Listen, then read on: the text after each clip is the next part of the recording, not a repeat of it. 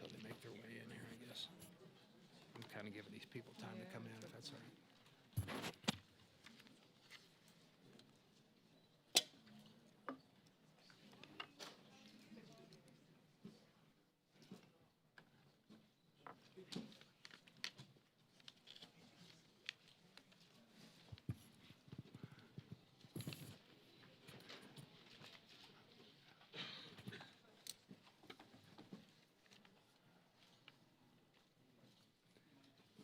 Make sure the Cincinnati folks, I don't want to be held up in the hallway. Tell Kevin, make sure that they all get in.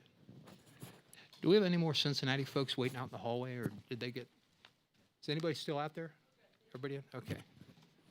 Always got to take care of the folks back home before everybody else here, so. Okay, the committee will come to order. We welcome everybody here to the Small Business Committee today. Before we begin this morning, I would like to welcome Ron Estes, who is our newest member of this committee. He's fresh off a special election win, and with his background as being the former Kansas State Treasurer, the Small Business Committee is lucky to have him on the team, and we welcome him here today. We're expecting great things from him, so thank you very much. Look forward to working with you. We also have another guest here today. Dr. Marshall, would you like to introduce somebody? On. So my wife Lena is here for the First Ladies Luncheon tomorrow, and glad to have her and quite a bit of our extended family with us as well from Kansas. Welcome. Excellent. Very good. And I want to personally welcome some of the folks from Cincinnati here. We have the Chamber of Commerce, a bunch of folks that are here from the regional chamber. So they want to see Congress in action. So let's not disappoint them. All right. What they want to see is a committee that works in a bipartisan way. That's right. And they've got one here, right? Yeah. That's right. Over in Statuary Hall, there's a statue of Thomas Edison. The people of Ohio placed it in the Capitol because while he may have done his most famous work in New Jersey, he is, like the greatest Americans, an Ohio native. Sorry about that. We love everybody in this committee, whether you're from Ohio or not. The statue depicts Edison holding his invention that changed the world, the light bulb. Speaking about his career as an inventor and the varying degrees of success he had along the way, Edison famously said, quote, "I have not failed. I've just found 10,000 ways that won't work," unquote. Edison knew that the power of American innovation wasn't always found in the resulting product. It's found in the process. That process is what we're really here to talk about today. As American businesses and entrepreneurs have worked to bring about economic recovery over the last decade, business accelerators have emerged as an inspiring and effective force. With an end goal of pitching their ideas to a field of investors during a demo day, accelerators put company teams through a fixed-term, cohort-based program that focuses on mentorships. In effect, these are entrepreneurs helping entrepreneurs, small businesses helping small businesses, seeing what works, what hasn't worked, and what can be learned from it. While the accelerator model is not entirely new, it has really materialized over the last few years and can be seen throughout the nation. Many of us have heard about the successful high-tech accelerators out in Silicon Valley, but there is so much more to this story. While they are operating all over the country with an overall goal of accelerating growth, they oftentimes have different focuses. Some are concentrating on economic development within a geographic area, like my hometown of Cincinnati. Some are dedicated to female entrepreneurs. The process the accelerators use to take entrepreneurs through their programs is making a difference. It's the power of experience coming alongside the newly inspired and helping them turn their idea into action, helping to make that crucial business connection, helping to advance a funding opportunity, helping to achieve success. At this committee, we like to say that every small business started with an idea. And with his success, that idea turns into jobs. Business accelerators give us a close-up look at that process. As we celebrate National Small Business Week in our committee on Capitol Hill and across the country, it's great to have such an impressive group of American innovators before us here today. And we'll hear, of course, from them very shortly. Each one is directly involved with the running and the operation of an accelerator. I'm looking forward to hearing from them directly, hearing about their ideas and their stories. It's our hope that we all come away today encouraged and reminded that we have much to learn from our entrepreneurs and the processes that they pioneer. Appreciate all of you being here today and look forward to your testimony. And I would now like to yield to the ranking member, Ms. Velasquez, for her opening statement. Thank you, Mr. Chairman. Business accelerators help high-growth startup enterprises develop their products, identify promising customer segments, and secure resources, including vital capital and potential employees. It is clear that they serve an important role in innovation, and I am very interested to learn more about their impact on small firms. Growth accelerators have long been a powerful tool for helping innovative entrepreneurs grow. Each year since their formation in 2005, accelerators have gained in popularity. In fact, the number of accelerators nearly doubled each year between 2008 and 2014, proving that this model has real potential to assist entrepreneurs. Accelerators are unique in that they provide the best of both worlds for both startups and investors. They serve as an all-inclusive creative hub that provides technical assistance for growing businesses and a central location for investors to find vetted businesses. This arrangement reduces investor risk while maximizing the capital network for high-growth companies. In 2015, more than $90 million was invested in the U.S. and Canada by 111 accelerators into nearly 3,000 startups. Silicon Valley firms accounted for more than 1/3 of that investment, while New York totaled about $9 million in close to 400 startups. By opening the funding network for companies that might not otherwise have gained such exposure, accelerators contribute to stabilizing innovative businesses and the growth of the economy. Beyond promoting business expansion, growth accelerators also bring benefits to the communities in which they are located in the form of economic development and job opportunities. We must consider ways to see a greater presence of accelerators in underserved and rural areas outside of the popular innovation hubs. Another area of improvement is reaching entrepreneurs who have traditionally been disadvantaged. Evidence shows women and minorities are not participating at the same rate as their white male counterparts. One promising trend has been the emergence of accelerators focusing on these entrepreneurs. While this is a step in the right direction, more must be done because these businesses contribute greatly to our economy.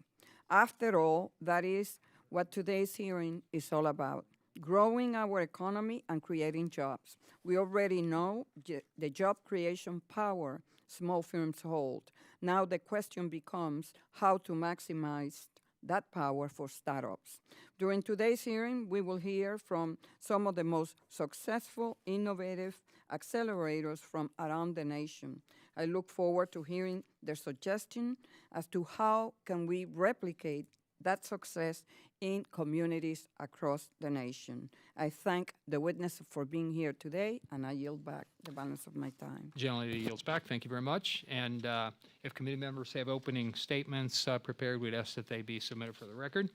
And I'd like to take just a moment to explain our lighting system here and the rules that we operate under. We basically operate under the 5-minute rule. Each of you gets 5 minutes to testify, and then we'll all have 5 minutes to ask questions. And there's even a lighting system to assist you. The green light will be on for 4 minutes, and then the yellow light will come on to let you know you have a minute to wrap up. And then the red light will come on, and if you can wrap up by that time, we would appreciate it. And I'd now like to introduce our very distinguished panel. Our first witness will be Star Marcello. Ms. Marcello is the Executive Director of the Polsky Center for Entrepreneurship and Innovation at the University of Chicago, where she runs the Edward L. Kaplan New Venture Challenge. The New Venture Challenge, which aims to launch the next generation of companies, has an alumni list of some of the top technology companies in the country, such as Grubhub and Braintree. Ms. Marcello serves on a number of boards, including the Executive Advisory Board of Tech Week and the United States Association for Small Business and Entrepreneurship. We welcome you here this morning. Our next witness will be Darren Reedus. Mr. Reedus is the Vice President of the Cincinnati, USA, that's Cincinnati, USA, Regional Chambers Minority Business Accelerator, which has the mission of scaling minority-owned businesses and expanding the minority entrepreneurial community of the Cincinnati area. In partnership with larger corporations, the Minority Business Accelerator has been successfully piloting economic progress in our area for many years. As a former commercial banker from Cleveland, Mr. Reedus is the founder of a number of companies, such as the Main Street Inclusion Advisors, LLC, and the Reedus Small Business Advisors. We thank you for being here as well. Our next witness will be Carolyn, is that Rhodes? Rods, apologize. Ms. Rods is the founder and the Chief Executive Officer of Circular Board, which is a female entrepreneur-focused accelerator. Utilizing a virtual model, Circular Board concentrates on purpose, partnerships, and access to capital to accelerate growth. With a resume that consists of creating a retail line, founding of a global marketing firm, serving as a TEDx speaker, serving as a member of the Dell Women's Entrepreneur Network, and a 2016 Entrepreneur Magazine Woman to Watch, Ms. Rods is a driving force in the startup world, and we appreciate your testimony here this morning as well. And I would now like to yield to the gentleman from Pennsylvania, Mr. Evans, to introduce our fourth and final witness. Thank you, Mr. Chairman. It is my sincere pleasure to introduce Dr. Stephen S. Tang, President and CEO of University Science Center in Philadelphia. He's the first president in the Science Center history to have had led a company to venture funding and initial public offering. University Science Center is a winner of the SBA Growth Accelerator Fund competition for the class of 2015 and 2016. I had the opportunity to work with Dr. Tang, and just yesterday we both received an award from the Opportunity Industrial Center, OIC of Philadelphia, founded by someone that I hold in high esteem, the late Reverend Leon Sullivan. Last September, Dr. Twain was appointed to the National Advisory Council on Innovativeness and Entrepreneurship, and now serves as the co-chair, where he offers recommendations to the U.S. Secretary of Commerce for policies and programs designed to make U.S. communities, businesses, and the workforce more globally competitive. Welcome to Dr. Tang, and thank you for your testimony today, and I yield back to the chairman. Thank you very much. Gentleman yields back. Ms. Marcello, you're recognized for 5 minutes. Thank you, Chairman Shabbat, Ranking Member Velasquez, and members of the committee for having me this morning. My name is Star Marcello. I'm the Executive Director of the Polsky Center for Entrepreneurship and Innovation at the University of Chicago. The Polsky Center drives the creation of new businesses at the University of Chicago and on Chicago's South Side. We teach entrepreneurship courses, we commercialize faculty technology, we run a 34,000 square foot incubator, and offer numerous programs to support and mentor those on the entrepreneurial journey. I'm speaking to you today about our capstone program and accelerator, the Edward L. Kaplan New Venture Challenge. The NVC has been recognized as a top-ranked university accelerator in the country for the past 2 years by the Seed Accelerator Rankings Project. Now in its 21st year, the NVC has helped launch more than 160 startups still in business today. NVC companies have raised over $600 million in venture capital funding and have created more than $4 billion in value for investors through mergers and exits. We have 2 national brands in our portfolio, Grubhub and Braintree Venmo, as well as emerging national brand Simple Mills. Grubhub, an online food delivery service, completed the New Venture Challenge in 2006, merged with its biggest competitor, Seamless, in 2013, and went public with its IPO in 2014. The company is now valued above $3 billion. The NVC also helped launch Braintree, a payment processing company, which was acquired by PayPal in 2013 for $800 million. Those under 30 may know Braintree for one of its own acquisitions, Venmo, which enables friends to send money to one another. By most recent count, Grubhub and Braintree alone have created 1,000 new jobs in Chicago and 2,000 new jobs nationally. The NVC's success can be attributed to its unique structure and the environment in which it operates. As a leading research university in the third largest city in the US, the University of Chicago is an intellectual destination for the most innovative minds in the world. The reputation of the university, its Booth School of Business, and increasingly the New Venture Challenge, draws creative entrepreneurial talent to us.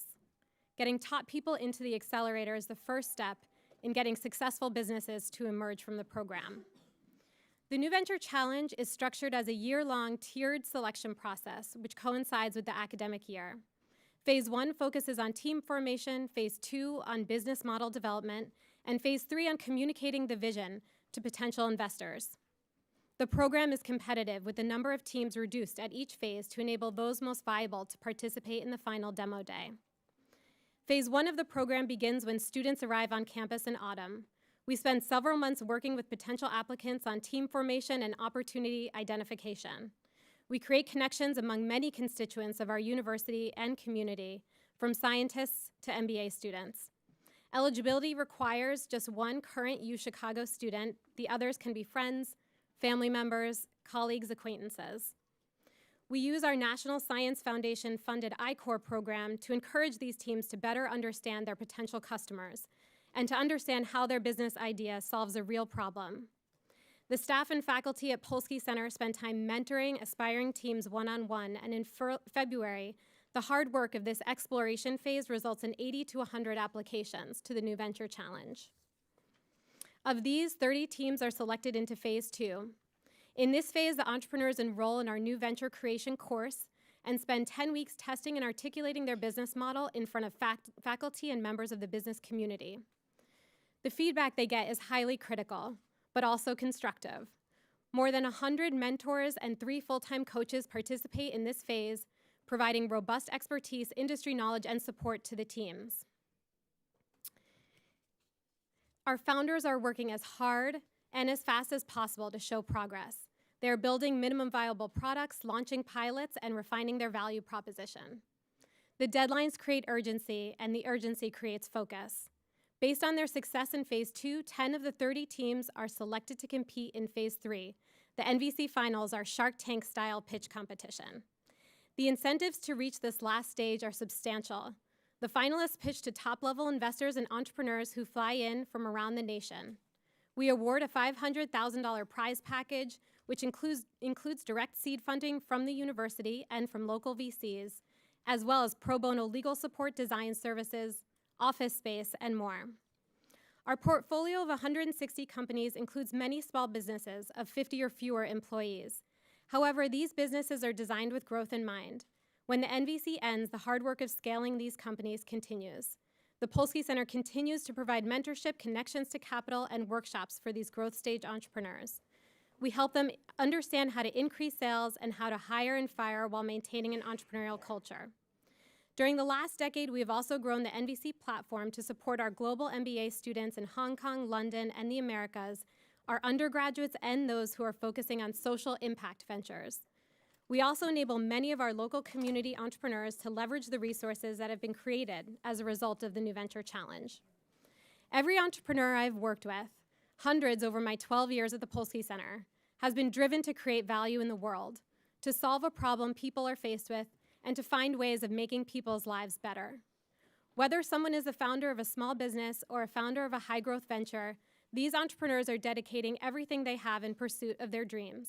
It is an honor to do the work I do every day, to support these founders' ambitions, and to see the effects not only on Chicago, but throughout the world. Thank you. Thank you very much. Mr. Reedus, you're recognized for 5 minutes. Good morning, Chairman Chabot, Ranking Member Velasquez, and distinguished members of the committee. Thank you for the opportunity to speak to you today. My name is Darren Reedus, and I serve as the Vice President of the Cincinnati, USA Regional Chamber and Executive Director of the Chamber's Minority Business Accelerator. On behalf of the Chamber and its 4,000-member businesses and constituents, I'd like to first thank the committee for holding this hearing, and thank you, Chairman Chabot, for this opportunity to highlight some of the good work happening in your hometown. This is also a very personal topic for me individually, as I have now served for the Small Business Network for more than 29 years in a variety of senior level capacities and entrepreneurial capacities as well. I've had the good fortune of working directly in the center of one of the country's first tech startups in 2006, and then witnessing the explosion of accelerators over the past 10 years. Evidence of this explosion can be found in the SBA's own Growth Accelerator competition, which received 832 applications from accelerators nationwide in 2014, up from less than just 10 organizations in 2005. At their very core, the very nature of accelerators, as the name implies, is to accelerate the growth, development of promising business enterprises by engaging in an intensive and comprehensive set of business development and mentoring activities designed to dramatically expedite the growth process. This has certainly been the case in Ohio, that just less than 10 years ago was considered a quote-unquote flyover state by the venture capital community, denoting the historical tendency of the venture capital firms to primarily focus on the East or West Coast for qualified deal flow and investment activity, and literally fly over states like Ohio, whereby today our state is experiencing a robust relationship with the VC community, evidenced by 330 early stage companies receiving over $1.6 billion in venture capital since 2006. Whether it's helping entrepreneurs with product development, gaining traction with early client sales, facilitating key business and investor relationships, or any of a number of critical milestones designed to expedite capital and market readiness, the early returns of accelerators over the past 10 years have certainly been an absolute catalyst for this country. And while the economic benefits and significant contributions of accelerators have certainly been impressive, there remain segments of our population, particularly ethnic minority groups, that remain largely disconnected from many of these critical resources. For over a decade now, our nationally recognized accelerator has specifically targeted African American and Hispanic populations that unfortunately continue to lag behind from an economic standpoint. In fact, research by the Pew Research Center released just in the past 2 years indicates that economic disparities have actually widened for these two populations in terms of wealth gap and other economic indicators over the past 25 years. This is especially troubling for our nation as a whole, as ethnic minority groups are expected to be more than half of our national population over the next 20 years. And continuing such disparities threatens the economic vibrancy and competitiveness of the country. Since its inception in 2003, the Chamber's Accelerator, in partnership with our corporate community that we call goal setters, has specifically sought to address these negative trends. Today, our accelerator consists of 35 larger-scale African American and Hispanic firms that collectively do just over $1 billion in aggregate annual business and have created over 3,500 jobs since inception. And while we are certainly proud of our record to date, much work still remains. Our new strategic plan, just launched in September of 2016, calls for the creation of an additional 3,500 jobs and an additional $1 billion over the next 5 years. The specific strategy to be deployed to accomplish this objective consists of leveraging more mainstream business growth strategies, including mergers and acquisitions, joint ventures, strategic partnering, exporting, and partnering with private equity investors, to name a few. In closing, our rising body of evidence, as further detailed in studies by the Harvard Business Review, the Kauffman Foundation, and various others, reveals a significant contribution to our nation's economy spurred by the accelerator model. Much more work remains, however, to ensure that this good work is not lost on various segments of our population. As ethnic minority groups become an even greater percentage of the total U.S. population, reversing these negative trends tied to widening economic disparities must be a critical component of the nation's economic agenda going forward to ensure that all of America's citizens are contributing to economic output. Again, I thank you for this opportunity and look forward to your questions. Thank you very much. Ms. Rhodes, you're recognized for 5 minutes. Thank you. Good morning. My name is Carolyn Rhodes, founder of Circular Board, a virtual accelerator for high-growth female founders. I'm here today to advocate on behalf of our nation's leading innovators, entrepreneurs, and influencers, and specifically for one of the largest untapped economic and social opportunities in our country, women entrepreneurs.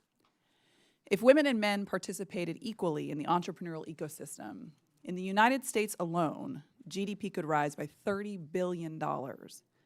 Yet in spite of this, less than 5% of venture capital goes to female founders. And when we start to look at minorities, the numbers are significantly lower. The current startup ecosystem is built upon a process that funnels information from a small group of people, predominantly white males in Silicon Valley and other dense startup cities, to their personal social networks and trusted colleagues.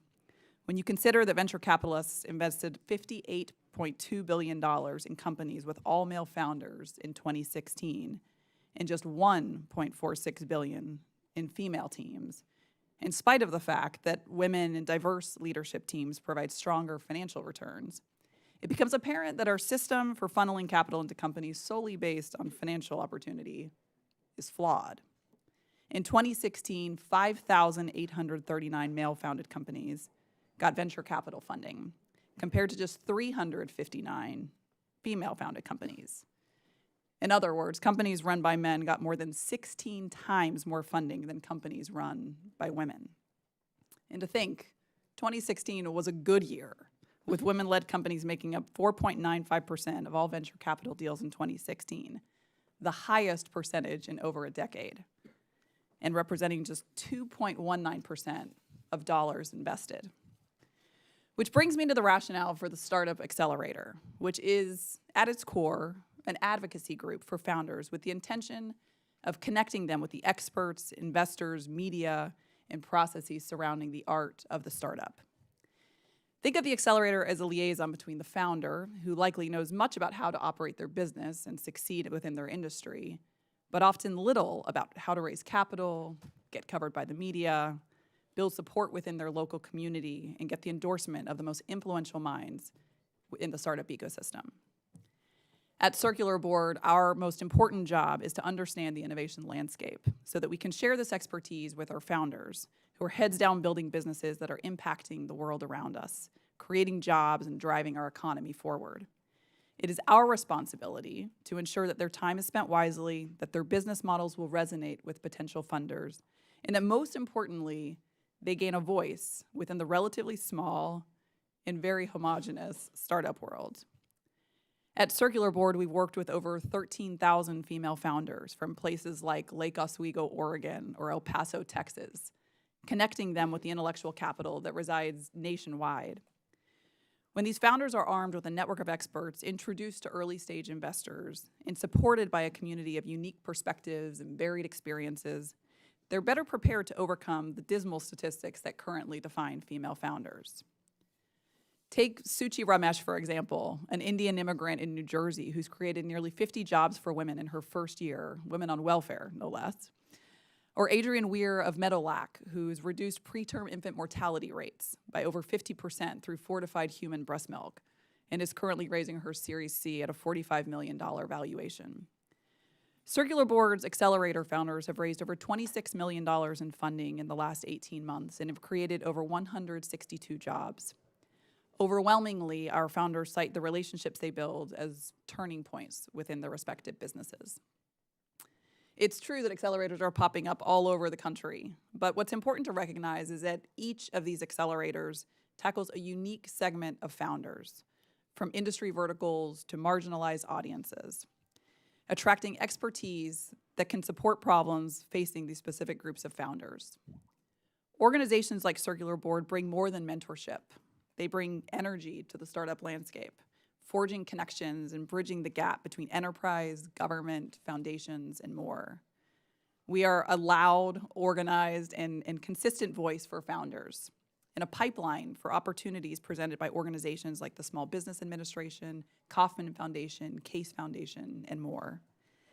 At Circular Board, we've learned that resource connectivity is the greatest value we can provide to a founder, which is why we're building a global artificial intelligence platform that will support women at all stages of growth and connect them to the tools, experts, content, and events relevant to their real-time needs. There's an incredible demand for startup accelerators, and it is our mission at Circular Board to avail every entrepreneur, regardless of gender, ethnicity, geography, capital resources, or cultural constraint, the opportunity to engage the right support to scale their business, all with the end goal of solving our world's most pressing problems and creating sustainable, meaningful impact. As policymakers, there are significant opportunities to support these accelerators, not only through government-funded programs like the SBA's Small Business Accelerator Fund, which we are grateful to be recipients of, but also by supporting trade agreements that open new markets for businesses of all sizes, streamlining the process of registering businesses and applying for government resources, particularly when working with strategic offices such as the Patent and Trademark Office, Department of Commerce, Small Business Administration, and FDA. Engaging with accelerators allows you to better understand how founders are supporting our country through innovation and economic development, and to see for yourself how the accelerator is a model, not only promoting business success, but also national leadership and economic prosperity. I thank you for taking the time today to put a spotlight on what I believe to be one of the greatest economic opportunities of our time. Thank you very much. Dr. Tang, you're recognized for 5 minutes. Thank you, Chairman Chabot, Ranking Member Velasquez, and members of the committee. Thank you for this opportunity to testify regarding small businesses in the accelerator model and to help you recognize and celebrate our nation's legacy of entrepreneurial success. And special thanks to my representative, Congressman Evans, for your kind introduction. I'm Steve Tang. I'm the president and CEO of the University City Science Center in Philadelphia. It's an honor to join my distinguished colleagues in today's panel. I'd like to begin by expressing my strong support for federal programs such as SBA's Growth Accelerator Fund that encourage and facilitate entrepreneurship. I have an extensive background in science, business, and entrepreneurship, and a firsthand understanding of the power and potential of technology commercialization. I've led a company through venture funding and an initial public offering, and I served as a senior executive of a large life science company as it acquired and integrated smaller companies. Last September, I was reappointed to the Department of Commerce's National Advisory Council on Innovation and Entrepreneurship, or NACI, and I have the privilege of serving as NACI's co-chair through 2018. NACI reports to Commerce Secretary Ross and is charged with identifying and recommending solutions to issues critical to driving the innovation economy, including establishing entrepreneurs and firms to successfully access and develop skilled, globally competitive workforces. My organization, the University City Science Center, has been a key driver of growth and a source of stability for the greater Philadelphia region's life science and technology sectors since its founding in 1963 as the nation's first and largest urban research park. Today, we are a dynamic hub for innovation, entrepreneurship, and technology development, offering business incubation, acceleration, and other programs that provide support for firms at all stages of the business life cycle. At the Science Center, we cultivate and expand the possibilities that open up when research moves out of the lab and into the marketplace. Over the past 52 years, 442 companies have received incubation and acceleration services from the Science Center. Today, 155 of those 442 firms are located in Greater Philadelphia and account for 40,000 direct and indirect jobs, or 1 out of every 100 jobs in the Philadelphia region. And these 40,000 jobs drive $13 billion in economic activity each year, more than 2% of the region's total economic output. To date, our biggest success story is Centocor, now known as Janssen Biotech, a division of Johnson & Johnson. Centocor was founded in 1979 with a vision of developing monoclonal antibodies as a new paradigm to treat diseases such as rheumatoid arthritis. Today, Remicade is the biggest product in J&J's portfolio, with annual U.S. sales of $5 billion. Another Science Center resident company, Spark Therapeutics, is developing gene therapies that are showing early promising results for treating childhood blindness and potentially other conditions such as hematologic disorders and neurodegenerative disorders. These are just 2 examples of how the Science Center has paved the way for transformational business growth and job creation. We are strong believers in the accelerator model as a business vehicle for empowering small businesses. We define an accelerator as a program that offers startups access to a suite of business tools, including mentorship and professional expertise, funding and other support services that over a defined limited time period in an intensive high-touch setting. For example, our Phase 1 Ventures, or P1V program, works with long horizon technologies in pharmaceuticals, biotech, healthcare, and other fields. P1V helps early-stage companies apply for and obtain SBIR and STTR grants, and then provides the companies with funding, management support, and access to outside expertise, as well as connections to private sector funding in order to keep them growing. And our Digital Health Accelerator, or DHA, helps health IT companies with products in the prototype stage to reach their first sales and investment milestones. The program selects promising companies from around the world and provides them with funding, collaborative workspace, and professional mentorship and introductions to key stakeholders and investors in the greater Philadelphia region. As you know, in the 3 years since the Growth Accelerator Fund was launched, awards of $50,000 each have been made to 189 accelerators in 45 states, Washington, D.C., and Puerto Rico. The Science Center has been fortunate to win 2 of those awards, one for P1V and the other for DHA. I'm here to say that those awards, along with other strategic and critical federal grants, have made a real difference.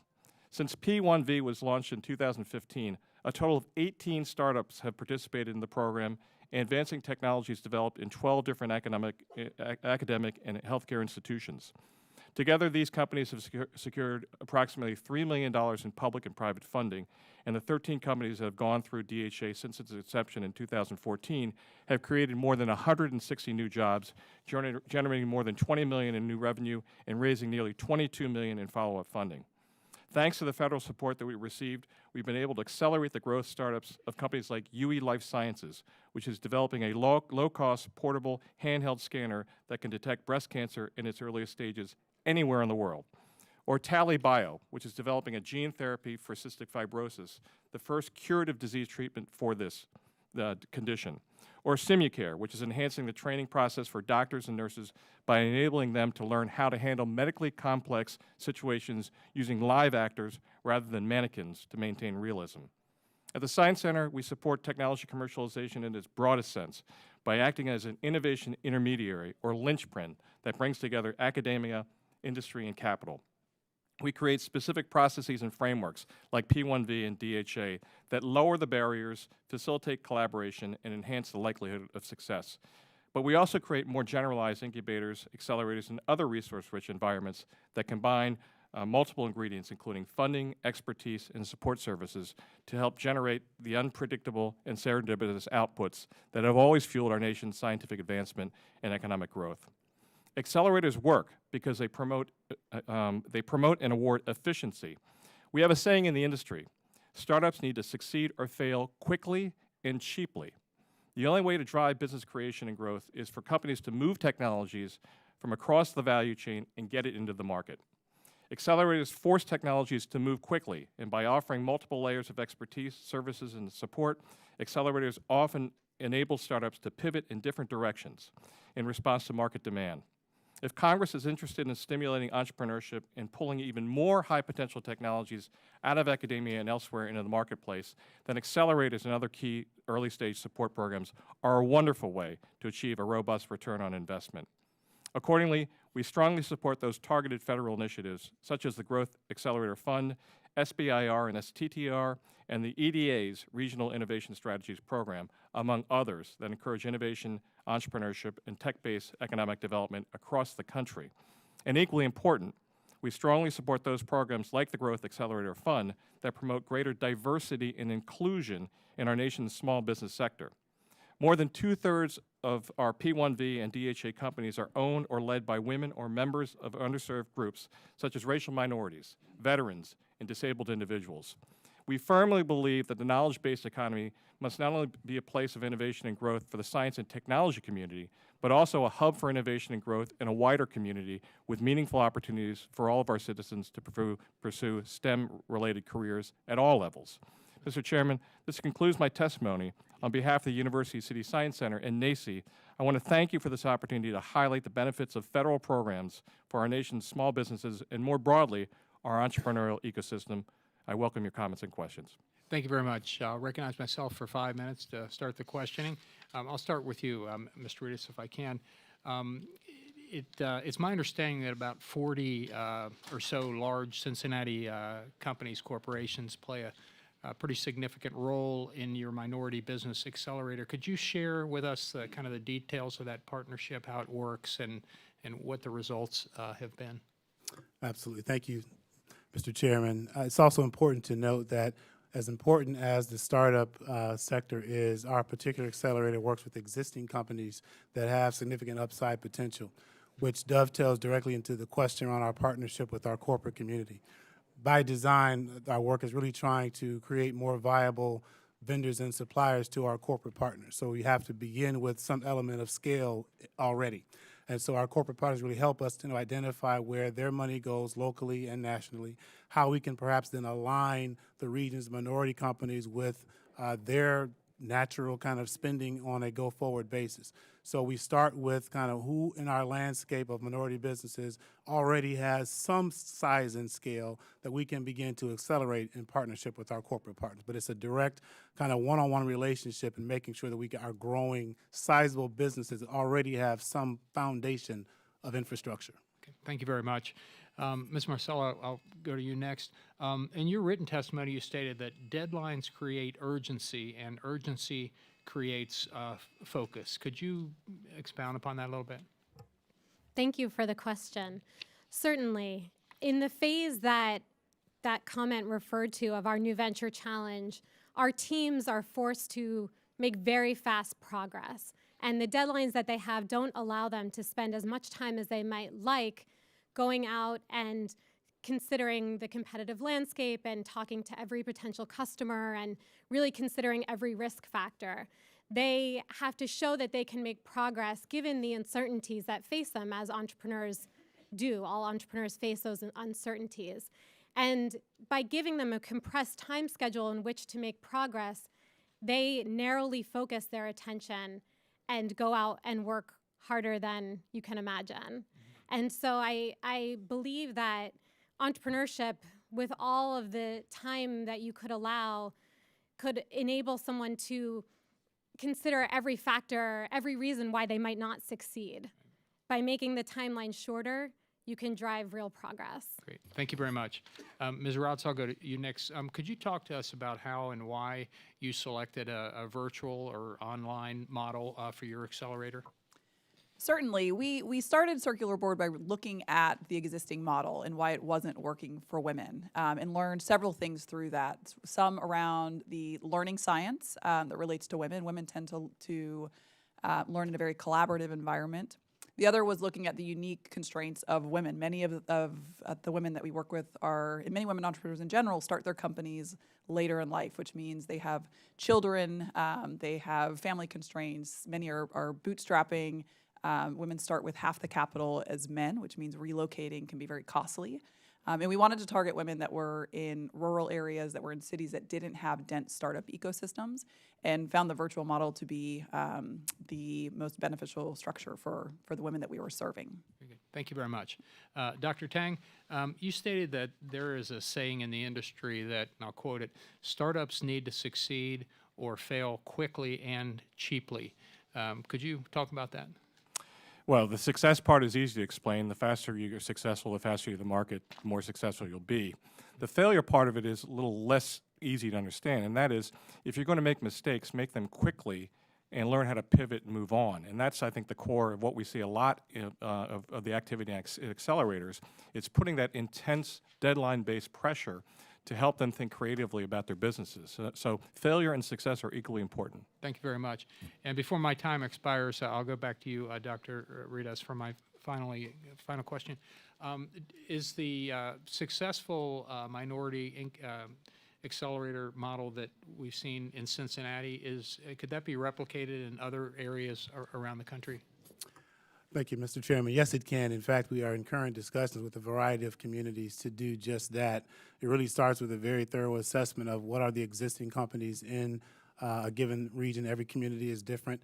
But when you start with your base, working with organizations like the Minority Business Development Agency here at the Department of Commerce, to understand your base and foundation, and then working with an all-hands-on-deck sort of approach from your corporate community and other business leaders, we're already seeing a number of communities asking us how to replicate this going forward. Thank you very much. My time's expired. The gentlelady from New York is recognized for 5 minutes. Thank you, Mr. Chairman, and thank you all. It has been quite enlightening. And, you know, sometimes we have programs that are created by federal agencies as pilot projects, not that we authorize them. So there is not a congressional record as to what the reasons to create a program and the metrics to measure their success. So this congressional hearing has been very important to me because I had been critical of pilot programs without the authorization from congressional committees. So, Dr. Tan, one criticism of accelerators is that we do not have proven metrics of this model, and that job creation is not an accurate measure of success. What are your thoughts on this, and how can we best measure the performance of accelerators? Thank you, Congresswoman. I believe that job creation is a key metric, but not the only key metric. Many businesses that begin today don't require a large number of employees. And also the rise of the 1099 economy, I think, skews that information also. So that's why we, in addition to job creation, look at the revenue growth as well as the amount of invested capital beyond the accelerator. So the accelerator doesn't exist in a vacuum, and its performance shouldn't exist in a vacuum either. It should be a bridge to something bigger and better. And that's on the success side.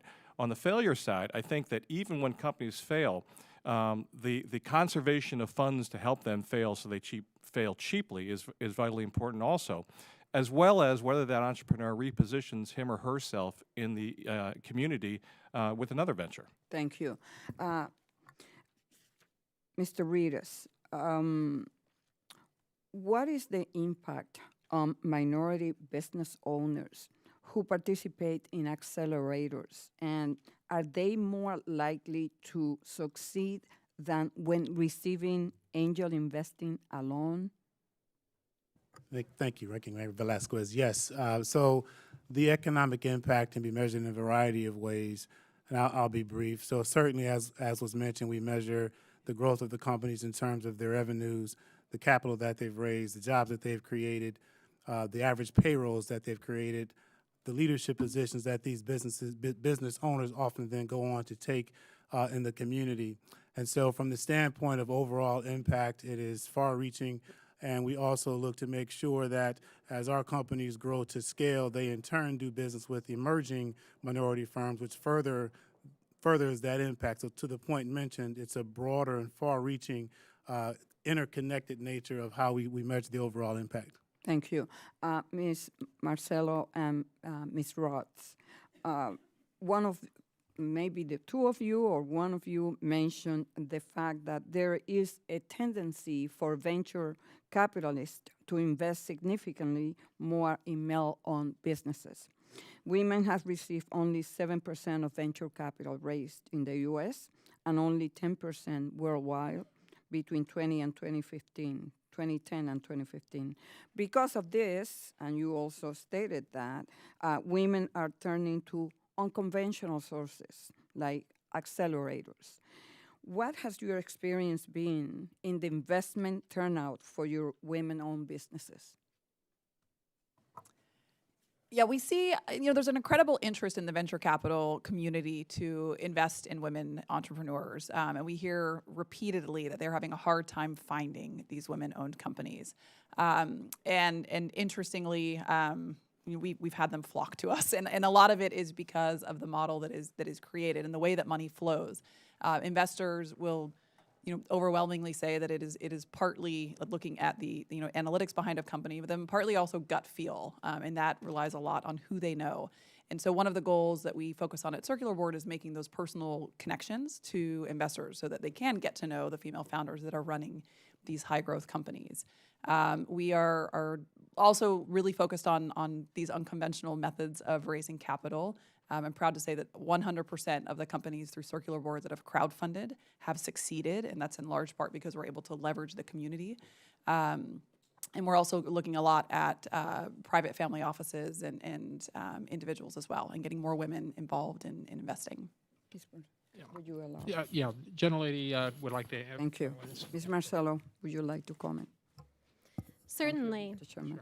The Polsky Center at the University of Chicago, in addition to supporting our entrepreneurs, also supports our students who are looking to enter the investment side of entrepreneurship and become part of the venture capital community and invest actually in startups. And what we've seen as well as an interest from the finance side, from the venture community, in hiring more women in as investors who build that diversity into their outlook of entrepreneurs who should receive the funding. So I think there is evidence going on that more women might be also investing and joining the finance side of entrepreneurship and having more diversity in terms of looking at entrepreneurs. Thank you. Thank you. Mr. Chairman. Thank you. The gentlelady's time has expired. The gentleman from Mississippi, Mr. Kelly, who is the chairman of the Subcommittee on Investigations, Oversight, and Regulations, is recognized for 5 minutes.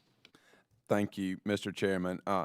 I'm constantly amazed at the quality of the panels that we have here in the small business hearings, and that's a great thanks to our chairman and our ranking member.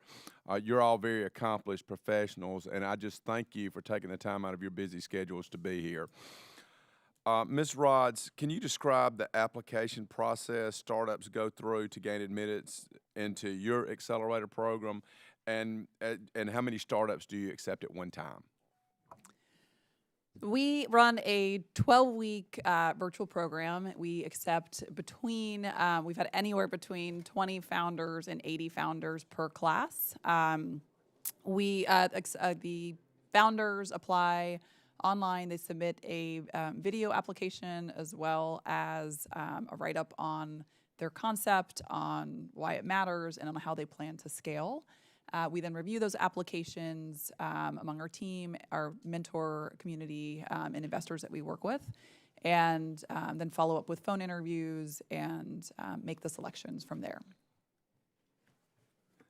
Thank you. And Ms. Marcello, say I'm an applicant for the New Venture Challenge. As a small business, what do I experience? Who do I first talk to? Who do I interact with? How does that interaction work? And can you just kind of walk me through the process like that, please? Certainly. So as an applicant to the New Venture Challenge, you may very well walk into my office. However, Polsky Center has a staff of 45 individuals who are committed to entrepreneurship on the university campus. And so there's a tremendous amount of support right at the initial phase for people who are curious about whether the New Venture Challenge is the right accelerator program for their business and for them. And that web of support at the university level helps guide the entrepreneur at that point through the application process. We have the luxury at the University of Chicago and with the New Venture Challenge of having a lot of time on the front end before applications are actually due to make sure everyone understands what the New Venture Challenge can provide to them and how it will help their business go from point A to point B. Thank you very much. And Mr. Reedus, what's the employee structure of the Minority Business Accelerator? And if you'll tell me how many employees you have, please. Thank you. Yes, our direct FTE is 5 dedicated individuals. We work also with a number of 1099 kind of coaches and business advisors, as well as an extended network of corporate partners that contribute expertise as well. And then, and just down the line, I guess, Dr. Tang, I kind of want to, I don't hear a whole lot about the accelerator. So if I'm a small business or someone who's starting to get into the small business, what can we do better to make sure that people know about the accelerator programs and know who to reach out to and how to do that? We have a saying at the Science Center, which is celebrate what you want to see more of. And so I think the way to get the word out is to have those that have been successfully through the program, that have maintained their success and sustainability, really do the talking for us. We will certainly do our best, and I think agencies within the government like SBA will do theirs as well, but nothing speaks like success for those that have succeeded. Thank you. And then I spent a lot of time the last 2 weeks, they like on the news say vacation. I guess working 8 to 8's a vacation for those guys, because I was in the district meeting with people and I felt the entrepreneurial spirit. I feel like a lot of people are right now want to start up and create businesses. And if we can start, and each of you just go down and tell me what you're hearing in your area, and do you think that people are like looking forward to investing in small businesses right now?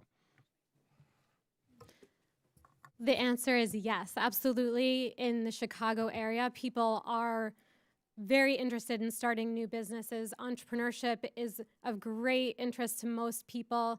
There are more and more early stage investors coming out of the woodwork and more angel networks forming to enable capital for those entrepreneurs to succeed.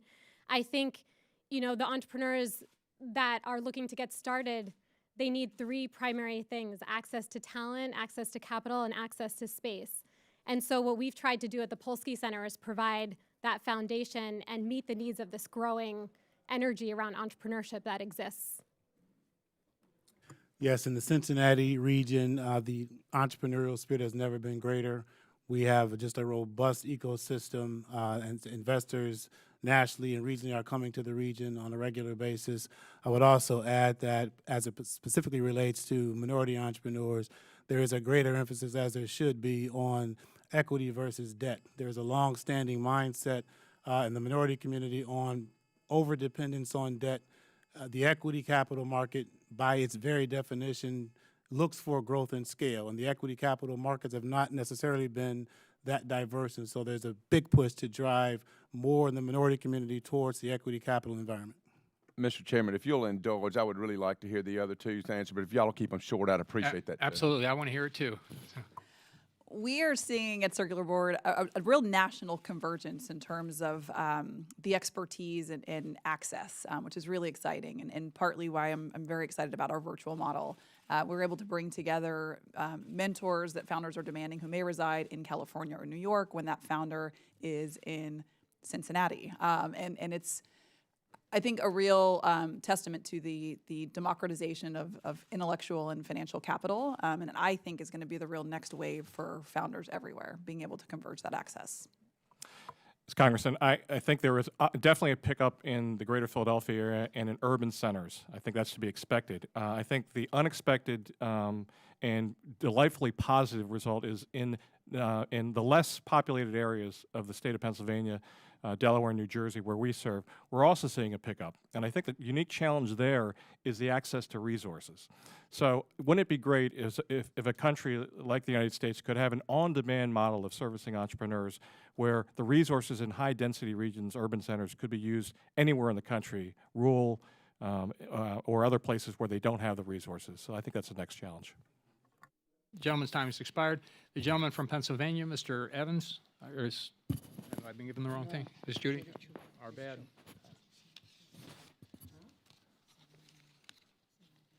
Is Ms. Chu's next? Okay, gentlelady from California, we apologize. Ms. Chu is recognized for 5 minutes. Dr. Tang, my district of Pasadena, California is brimming with entrepreneurial innovation and creativity. The combination of technical education institutions like Caltech, innovative companies and entrepreneurs has created a startup innovation ecolab in the district. A cornerstone of that is Idea Lab, which is one of the longest running technology incubators in the country. Since 1996, Idea Lab has created over 150 companies with more than 45 IPOs and acquisitions, including successful companies like CodeSpark and eSolar. So, Mr. Tang, could you tell me what makes a startup a better candidate for an accelerator or a better candidate for an incubator like Idea Lab, or for that matter for an angel investor? Yes, Congresswoman, I first of all recognize the success of the companies and the resources in your district. I think each one of those situations, incubator, accelerator, and just other general support programs, really depends on the availability of capital for those programs. So entrepreneurs are very adept in adapting their business plan for the funding source. I think that accelerators help when you want to accomplish a set of goals in a shorter period of time, okay? Incubation is a longer horizon. There's probably less goal orientation. That's why typically companies last a year or two within incubators. So I think particularly in the high-tech areas, which obviously institutions like Caltech in your district benefit well from accelerators because they have a beginning and a middle and end to them.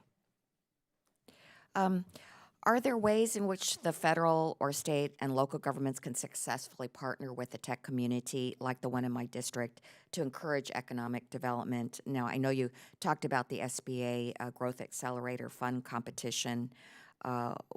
would you consider that a success? And I say that because the last time that it was in operation was 2014. But are there other ways in which we could have partnerships with government? Yes, I think that the partnership with governments is essential. I think what you've heard from this panel is that there's a market failure. The market failure is not enough folks in underserved communities who want to be entrepreneurs can become entrepreneurs, whether they are minorities or veterans or women entrepreneurs.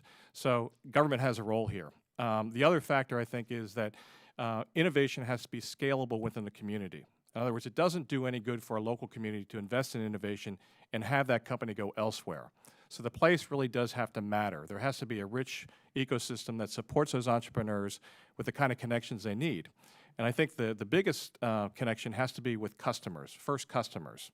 So entrepreneurs need to be able to sell in the local environment and have somebody buy it so that they can have referenceable clients and customers in that are close by. So there is a role for local, state, and federal government, clearly. And how would that partnership be made? Well, the great example is Department of Commerce's EDA, Regional Innovation Strategies, which look at the greater set of resources in and around a company, both the local and the state and federal level, and integrate those together. So I think there has to be a partnership between not only the public sector, state, local, federal, and the private industry as well to help these startups. Okay. Mr. Reedus, we know that women and minorities are not participating in high-tech incubators and accelerators at the same rate as their white male counterparts. And in fact, in 2012, women and minority-owned businesses represented respectively only 14% and 19% of all businesses in the high-tech sector. That is why the work of your accelerator is so significant. And just last year, you were able to work with minority businesses to generate $30 million in average annual revenue per firm and create over 250 new jobs. And you have an ambitious goal to create 3,500 new jobs in the next 5 years. Can you tell me what strategies do you use for attracting minority firms that are different from other accelerators? Thank you. One important distinction, again, is that our accelerator by design does focus on existing companies that already have some base of size or scale. Typically, that means at least $1 million in annual revenue, and we scale them from there, which in part speaks to our ability to put such a lofty job creation number out there, which we've done once already, because these companies are now of a size and scale to be more attractive to such strategies as acquisitions, being more relevant to private equity funds, et cetera. So that's one piece. The second piece of that, as relates to just pure tech startup environments, I would also just mention that part of the way we can be more inclusive in that environment is looking at all the various roles that are played in the typical ecosystem. So as important as entrepreneurs are, there's angel investors, there's subject matter expertise, there's people that serve on boards of these emerging companies, the management of these emerging companies. And every one of those roles is an opportunity for diverse engagement. That will then start to create more organic inclusion in every ecosystem. Thank you very much. Gentlelady's time's expired. Gentlelady from Puerto Rico, Ms. Gonzalez Colon, is recognized for 5 minutes. Thank you, Mr. Chairman, and thank you for having and leading this tremendous panel here. And Mr. Tang, you speak about having opportunities for this growth accelerator fund as it was launched, awards in so many states, including Puerto Rico. And I would like to know what kind of award was given in any specific case in the island as in the rest of the states, so we can have a specific kind of the startups or the accelerator process you got in the island. Congressman, I'm embarrassed to say I don't know the specifics of the awards in Puerto Rico or really any of the other awards. Can you give us a specific case, even in the States, that we can use as an example? Yes. Well, I provided two that I'm very well aware of from the awards that we received from the SBA Growth Accelerator Fund. One was Phase 1 Ventures, which looks at long horizon technologies, that is, technology that takes a long time to develop, mainly in the high-tech areas. And the other one is the Digital Health Accelerator, which takes more mature companies that are looking for their first sale and to ramp up sales. So I guess the point is that it doesn't matter the domain or the vertical industry that the company resides in. What matters is that they are facing a particular challenge, either scaling technology or retiring technological risk or scaling up sales. So those are the fundamentals. You said in your statement that you were like an intermediary in the science center. Why you say that? Yes, so this has to do with, I think, the market inefficiency between ideas and the marketplace. And that is, in our world, it's typical that academic researchers create the ideas, but academic researchers culturally are not business people. And so to try to match and bridge that gap between the idea people and the business people is why innovation intermediaries like the University City Science Center exist. So you're always going to have that sort of cultural dissonance and the lack of skills to convert the technology into the marketplace, and that's why organizations like us exist. And my question then will be, is there's always any kind of relationship between the state, the agencies, the Department of Commerce, SBA, the universities at each state or organization, and the accelerators? Well, I think it's very common for there to be economic development role, and that can be local, state, or federal. And different organizations exist on different funding streams. The Science Center has been around so long, 54 years, that we don't rely primarily on government funding, and makes us a very efficient use of the funds. But I do think that because there's so much at stake in developing jobs locally, that's why you see the involvement at the state and the local level. Thank you. Mrs. Ritos, you said that there is small businesses at the accelerator. What's the numbers of complaints that you heard for these small businesses? Number of complaints. If you heard? We don't really get complaints, if you will. It's more around what are the opportunities as it relates to how do we, one, get more access to capital, of course, capacity building. So they're really just looking at where are the barriers that we need to address. So we really focus on those two issues in particular, capital readiness and capacity readiness. So there's no complaint about regulations? Certainly, as it relates to doing business with the federal government, there's certainly an opportunity for growth at both the state and federal level. There's always more of that could be done. So that's a terrific opportunity for partnering, to be sure. Yeah, I'm asking because I would like to know about the differences between the jurisdictions in each state regarding this kind of opportunity between the accelerators and small businesses. If each state is managing this differently to improve their economy, to improve those startups, and to see if that kind of relationship between those universities and the accelerators may improve that to happen as they did in California, of course, and to use that as an example.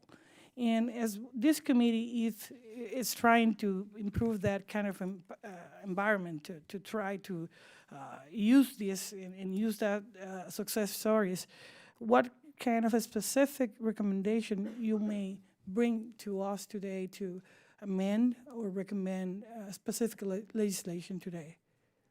Do you have any? I would recommend there are opportunities certainly to incentivize greater engagement as it relates to what has now been a proliferation of accelerators across the country. Many organizations, accelerators, now go to their state and federal partners to fund these operations. And so when you look at what the ecosystem has become as it relates to the various roles that are played, angel investors, subject matter expertise, and C-level management, if every one of the roles was more inclusive, you would start to have more organic inclusion in these ecosystems. Angel investors is a great example because typically angel investors will bring a network with them. If we had more women and minority angel investors, many of them, they certainly meet the requisite criteria of a accredited investor from a income standpoint, wealth standpoint, but they're not being engaged as much as they should be. So that in and of itself is an opportunity to incentivize that sort of activity as folks approach for grants, start having more of the kind of metrics around the broader roles of engagement. Thank you, sir. Thank you, gentlelady's time's expired. the gentleman from Pennsylvania, Mr. Evans, who's a ranking member of the Subcommittee on Economic Growth, Tax, and Capital Access, recognized for 5 minutes. Thank you, Mr. Chairman. The question I'd like to start off to all of you is, what could the accelerator model do better? That's a question I want to ask to each one. What could the accelerator model do better? And go down the line and give me some feedback on that. Whoever wants to start first. Congressman, I think first and foremost, it has to be, we have to target companies that will be successful where they're funded. In other words, we have to make sure that they have not only a good idea and a good business plan and a good team, but they have something to contribute and connect them to the community. Okay, I think that will help in many ways, job creation and keeping jobs where they're funded as well. Accelerators certainly can utilize the very tools that we are encouraging the businesses that we work with to use. We are very focused on integrating technology into our platform in order to gain a more robust view of the individual founders that we're working with, to better connect them to the broader resources available in the startup ecosystem, to reach far beyond what we know and the resources that we're aware of, and to start to partner with other accelerators and resources in the community, with government institutions and corporations, to understand all the initiatives and outreach that they have and the resources they have access to start to tie all of those together, something that we're very focused on at Circular Board. One of the opportunities to get better, as much as this is already a focus, it can still be more so, and that is continuing to build bridges. When I think about the general nature of accelerators to connect the disconnected from resources, particularly as it relates to investors, key customers, et cetera, there is always more work to be done to really help entrepreneurs who are disconnected from those environments to, one, go deeper with respect to readiness for those environments, and then after that readiness bridge, if you will, has been addressed, then further the connectivity to the actual resources that so many entrepreneurs are still disconnected from. I would just add that the outputs of an accelerator are only going to be as good as the inputs. And as all of us running accelerators could tell you, it's our responsibility to make sure that our entrepreneurs are considering which accelerator program might be right for them. The growth of accelerator programs means that entrepreneurs do have some options in terms of going to an accelerator that focuses on their industry or their geography or a different ecosystem that they want to be a part of. And their success can be contingent on making that selection. So I think we have a role to play in guiding them along those lines so that they can leverage the ecosystem that's best for them. Yeah. I want to follow up on the question that the ranking member asked, Ms. Roz. You said, how can we best market the availability of accelerators to women?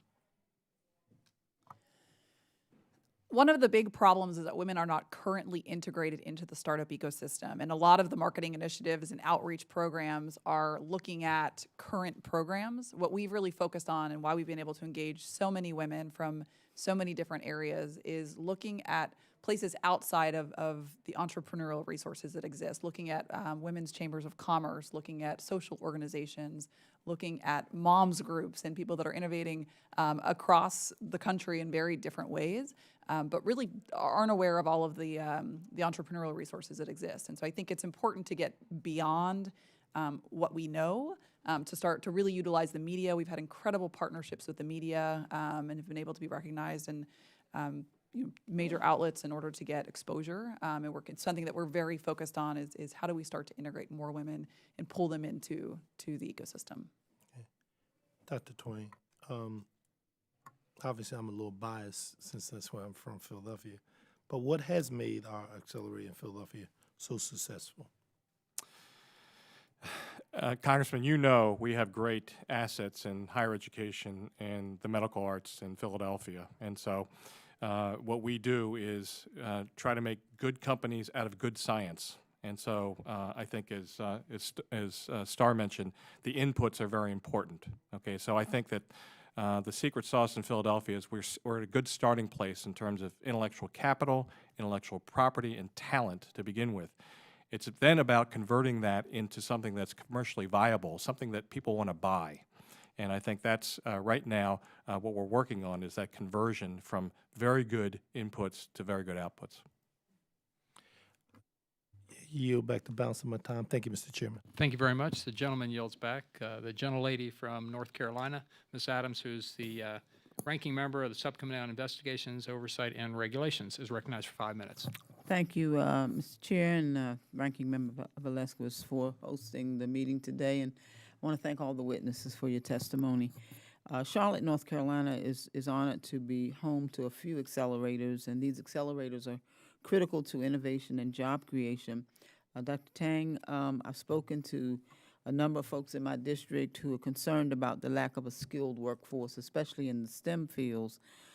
So how is your center involved in working to fill this gap, and how does it build on your work with entrepreneurs? Yes, thank you for the question, Congresswoman. The University City Science Center is located literally at the fault line between the have and have-nots in Philadelphia. We have great anchor institutions like the University of Pennsylvania, Children's Hospital of Philadelphia, Drexel University, and yet to our northern border of the Science Center, we have Mantua and Powelton Village, which are part of a federal promise zone. So what we are trying to do is create more access and inclusion in the programs that we have, beginning with middle school and high school students. And the real magic to what we're doing in a program called First Hand is to create opportunities for these school children to be mentored by not only scientists, but by entrepreneurs. That is, scientists, entrepreneurs who are founding companies, who are creating their own dreams with the benefit of accelerators and incubators and the like. So it's infusing young people with the possibilities of innovation and entrepreneurship at an early age. From there, what we do is what we try to do is create opportunities for developing adults into skilled workers that can be working for these high-growth companies. So our job, if you will, in Philadelphia is to create good-paying, high-growth jobs in high-growth companies in high-growth industries. I think if we can do that, we'll create a lot more inclusion of the surrounding community. Thank you. Charlotte Mecklenburg faces a number of barriers to economic opportunity and economic mobility. Ms. Marcello, can you elaborate on in what ways do accelerators either directly or indirectly promote this type of high-quality job creation? Yes, accelerators, do provide this new path for high-quality job creation in that a program like the New Venture Challenge is going through a tiered process by which we're looking at how these companies can be most viable and can create a high number of jobs. So I mentioned the New Venture Challenge. A lot of the companies that come out are small, but they have growth potential. And part of what we're evaluating as we go through and look at these companies is whether they are scalable and how big of an impact can they have not only on Chicago and our region, but throughout the country and maybe throughout the world. And so as we look at the business ideas and the entrepreneurs and the skill sets and the resources that they need, we look at that with the growth strategy in mind, hoping that a real impact will result from that. Thank you very much. Mr. Reedus, thank you, first of all, for your important work with Minority Business Accelerator. Many incubators and accelerators are located in high-income, less diverse communities.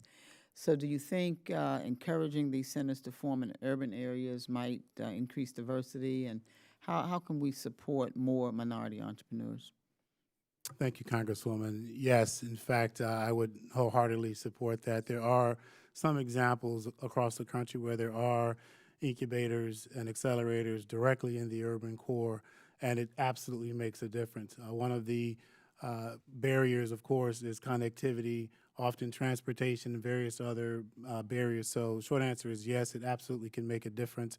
And I think working with our various business leaders, government leaders, higher education, et cetera, to specifically craft strategies around that and looking at the economic lift of doing so. So often we have to first kind of create what's based on that particular geography and the level of folks that are disconnected.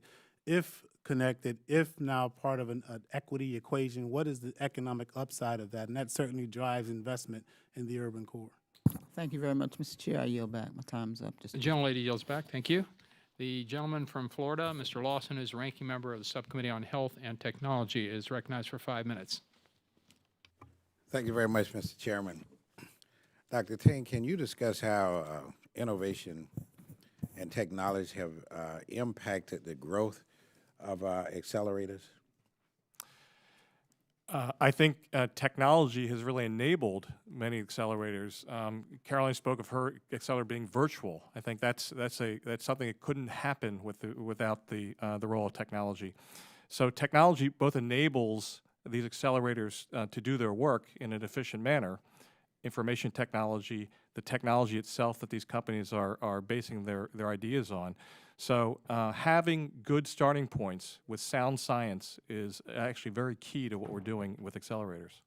Okay, thank you. And can you also describe accelerators, what accelerator will evolve into over the next 10 years? I'm not an expert at predicting the future, but I would say that more and more as success of the accelerators is better known, they will become more successful and I think evolve in their own right to the point where you can connect people, regardless of where they reside, to valuable resources and expertise that they couldn't get if they walked down the street. So to me, it's an on-demand model where the best advice gets to the best idea and the best entrepreneur at exactly the right time. And one other question is, how has the global market been affected by the growth of accelerators? Well, the global market, I think, is both enabled and caused by the technology. So it is very possible to have teams that exist around the world, and in fact, in the world of information technology, have software development that happens around the clock. So that connectiveness across the globe enables better invention and ideas and enables better commercial success. And anyone can respond to this. I think about 2 weeks ago, when a panel was here, they was stated that the fastest growing small business was minority women-owned businesses. You know, from the standpoint, how does Accelerator enhance that opportunity for them to bring about more job growth? I think ultimately it boils down to accessibility. The more accelerators we have and the more focus each of those accelerator has, it opens up opportunities for all of these groups. I think across the board, I'm going to guess that everyone on this panel is in favor of inclusive entrepreneurship. I think it's something that we all want and believe in, and I think the more we can create these opportunities, the more inclusivity is going to result. I'd like to just add to that just briefly that certainly the number of women and minority entrepreneurs has increased, the number of new businesses. It's also a question of what type of businesses are they, higher potential, scalable businesses, et cetera. And so part of the additional challenge is making sure that as the numbers improve in terms of just pure number of entrepreneurs, what are the industries, what are the growth models? We still have a ton of work to do to drive more larger scale high potential women and minority firms, so that the actual numbers of new business starts is absolutely improving, but the types of businesses need to be further examined. You know, every time I have the opportunity to ask this $10 million question, you all have given extraordinary testimony. What can this committee do to help enhance the opportunity for more accelerators, more people having access to capital and so forth as they work on issues here in the Small Business Committee?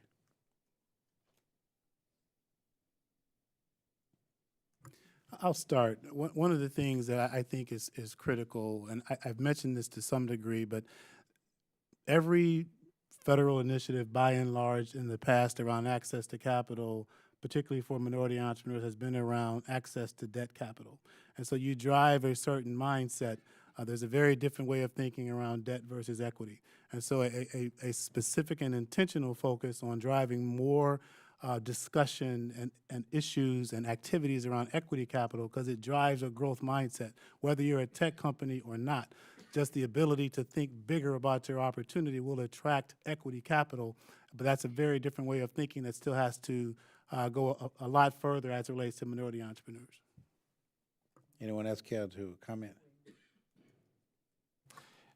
Congressman, that's a very big question. I think that we need more of an entrepreneurial mindset in our economy, beginning with young people and the people that are making their way through college and into the work environment.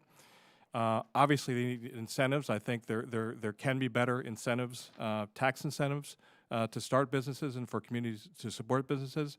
But I also look at the overhang of student loan debt as preventing young people from going into entrepreneurial pathways. There's such a focus on getting a job and paying down the debt that they are unlikely, I think, to be entrepreneurs. And so I am concerned about the pipeline of entrepreneurs from the young to the old. Mr. Chairman, I know just before I yield back, I got to yield back. As that's a big issue with me. I have a lot of university students in my area back in Florida, and one of the things that they talk about all the time is they hope that we can do something from the standpoint to encourage. So I really wish I had more time with Dr. Tang, but anyway, I yield back, and I certainly hope it comes back up again in the committee. We appreciate the gentleman raising that very important issue. Thank you. And it's something that let's carry on further discussions about it. I want to thank our very distinguished panel. I think you all did a great job here today. And thank you for celebrating National Small Business Week with us. This committee likes to find out what's working, what's maybe not working, and emphasize what is working. And business accelerators are a part of the small business world, which we think merits a lot more activity and encouragement by the federal government, which oftentimes means don't mess it up for you, and we'll try not to, and we'll work together in a bipartisan manner not to do that and to try to encourage what does succeed. So thank you all for shedding a lot more information on the committee members that were here today. And I would ask unanimous consent that members have 5 legislative days to submit statements and supporting materials for the record. Without objection, so ordered. And if there's no further business to come before the committee, we're adjourned. Thank you very much.